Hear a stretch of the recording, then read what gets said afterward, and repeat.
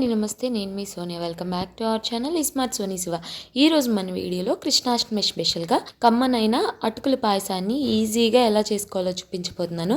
Beginners అయినా సరే చాలా ఈజీగా చేసుకోవచ్చు. నోట్లో వేసుకుంటే అలా జారిపోతుంది. అంత కమ్మనైన పాయసాన్ని ఎలా చేసుకోవాలో చూసేద్దాం. వీడియోని స్కిప్ చేయకుండా లాస్ట్ వరకు చూసండి. మన ఛానల్ని ఫస్ట్ టైం చూస్తుంటే సబ్స్క్రైబ్ చేయండి. ముందుగా స్టవ్ మీద ఒక బాండి పెట్టేసుకుని అందులోకి 2 టేబుల్ స్పూన్ల దాకా నెయ్యి వేసుకోండి. ఇందులోకి ఇప్పుడు 1 టేబుల్ స్పూన్ దాకా ఏవైనా మీ దగ్గర ఉన్న డ్రై ఫ్రూట్స్ని అయితే వేసుకోండి. నేనైతే ఇక్కడ జీడిపప్పు అలాగే బాదం పప్పు కిస్మిస్ని 1 టేబుల్ స్పూన్స్ దాకా వేసుకొని వీటన్నిటిని కూడా చక్కగా దూరగా ఫ్రై అయ్యే విధంగా ఫ్రై చేసుకున్న తర్వాత వీటన్నిటిని కూడా ఇలా ఒక బౌల్లోకి తీసేసుకొని పక్కన పెట్టేసుకోవాలి.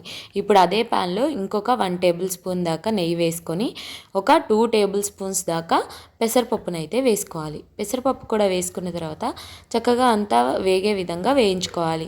ఇవి కొంచెం కలర్ చేంజ్ అయ్యి ఇలా కమ్మటి వాసన వస్తున్న టైంలో ఇందులోకి 1 కప్పు దాకా అటుకులను అయితే వేసుకోవాలి. అటుకులు కూడా వేసేసుకున్న తర్వాత ఈ రెండింటిని చక్కగా దోరగా ఫ్రై చేసుకోవాలి.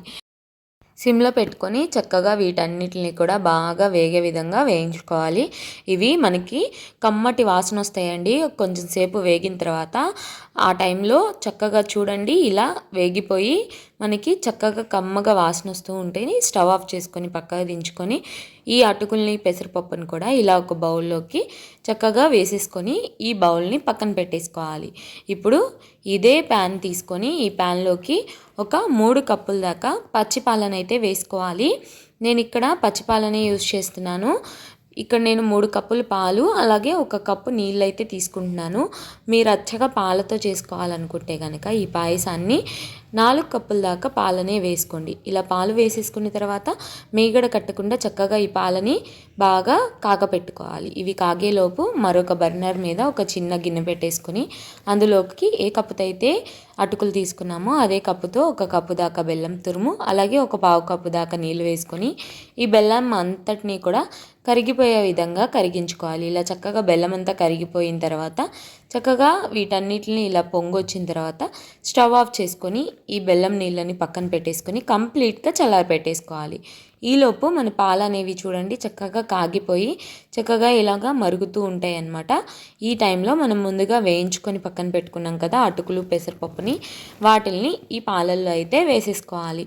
ఇలా అటుకులు పెసరపప్పు వేసుకున్న తర్వాత ఇవి పాలల్లో కలిసే విధంగా ఒకసారి చక్కగా కలిపేసుకున్న తర్వాత మూత పెట్టేసుకొని మీడియం ఫ్లేమ్లో పెట్టేసుకొని చక్కగా కలుపుకుంటూ మధ్యలో కలుపుకుంటూ పెసరపప్పు అనేవి మెత్తగా ఉడికే విధంగా మనం ఉడికించుకోవాలన్నమాట. మనం మధ్యలో కలపకపోతే కనుక పైన అనేది మీగడ కట్టేస్తుంది. అందుకని మూత పెట్టుకున్నా సరే మధ్యలో మూత తీసుకొని కలుపుకుంటూ పెసరపప్పు మెత్తపడేంత వరకు ఉడికించుకోవాలన్నమాట. చూడండి చక్కగా మనకి ఉడికిపోయిన తర్వాత ఇలా స్టవ్ ఆఫ్ చేసుకొని పక్కకు పెట్టేసుకొని ఇప్పుడు ఇందులోకి మనం ముందుగా వేయించి పక్కన పెట్టుకున్నాం కదా డ్రై ఫ్రూట్స్ని, ఆ డ్రై ఫ్రూట్స్ని వేసేసుకొని అలాగే 1/4 టీ స్పూన్ దాకా ఇలాచీ పౌడర్ అలాగే కొంచెం పచ్చకర్పూరాన్ని కూడా ఇలా వేసుకోండి. మీ దగ్గర ఉంటే కనుక ఫ్లేవర్ చాలా చాలా బాగుంటుంది. వీటన్నిటిని వేసేసుకున్న తర్వాత అటుకుల పాయసంలో బాగా కలిసే విధంగా ఒకసారి కలిపేసుకొని ఇప్పుడు ఇందులోకి మనం ముందుగా బెల్లాన్ని కరిగించుకొని పక్కన పెట్టుకున్నాం కదా, సో ఆ బెల్లం వాటర్ని ఇలా ఫిల్టర్ చేసుకోవాలి. ఏదైనా డస్ట్ పార్టికల్స్ ఉంటే పైనే ఉండిపోతాయి అన్నమాట. సో మీకు పాయసం వేడిగా ఉన్నా పర్లేదు కానీ బెల్లం వాటర్ అయితే కంప్లీట్గా చల్లారిపోయే విధంగా చూసుకోండి. చల్లారిపోయిన తర్వాతే పాయసంలో అయితే కలుపుకోండి, లేకపోతే పాలు అనేవి విరిగిపోయే ఛాన్స్ ఉంటుంది.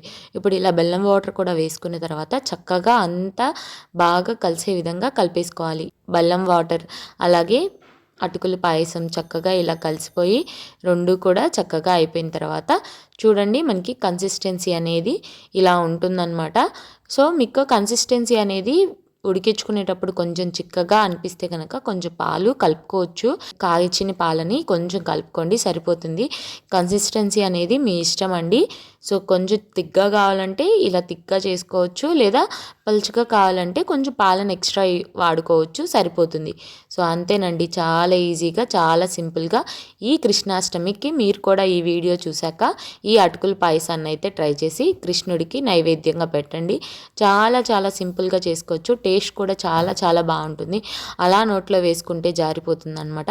ఈ కమ్మనైన అటుకుల పాయసాన్ని తప్పకుండా మీరు కూడా ట్రై చేయండి. ట్రై చేసాక ఎలా వచ్చిందో మీ ఫీడ్బ్యాక్ని నాతో షేర్ చేసుకోవటం అస్సలు మర్చిపోవద్దు. ఈ వీడియో కనుక నచ్చితే వీడియోని లైక్ చేయండి, మీ ఫ్రెండ్స్ అండ్ ఫ్యామిలీ రిలేటివ్స్కి షేర్ చేయండి. ఇంకా ఇలాంటి ఎన్నో ఈజీ అండ్ హెల్దీ రెసిపీస్ కోసం ఈ స్మార్ట్ సోనీ శివ ఛానల్ని సబ్స్క్రైబ్ చేయండి. ఈ వీడియో అయితే ఇంతే, మరొక మంచి వీడియోతో మళ్ళీ మీ ముందుకు వచ్చేస్తాను. అంతవరకు సెలవు.